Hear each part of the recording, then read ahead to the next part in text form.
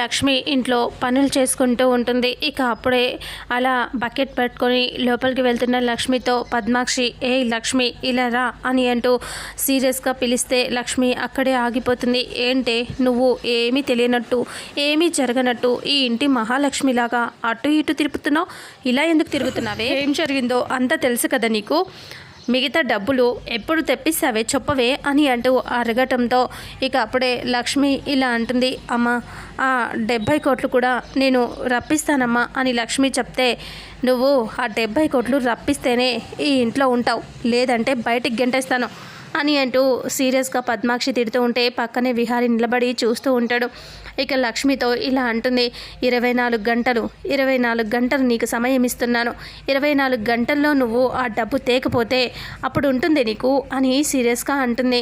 అలా అనేసరికి ఇంకా అప్పుడే అంబిక పక్కనే నిలబడి ఇలా అనుకుంటుంది. అక్కేంటి పడుకున్న సింహాన్ని లేపుతుంది అని అనుకుంటుంది, కంగారు పడుతుంది.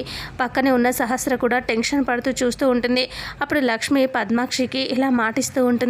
తీసుకొస్తానమ్మా, 24 గంటలు మీరు సమయం ఇచ్చారు కదా, సరే నేను తీసుకొస్తాను, ఆ 70 కోట్లు ఎలాగైనా నేను రప్పిస్తాను అని లక్ష్మి అంటూ ఉంటే 24 గంటల తర్వాత నేనేం చేస్తానో నాకే తెలీదు అని కోపంగా అరుస్తుంది పద్మాక్షి.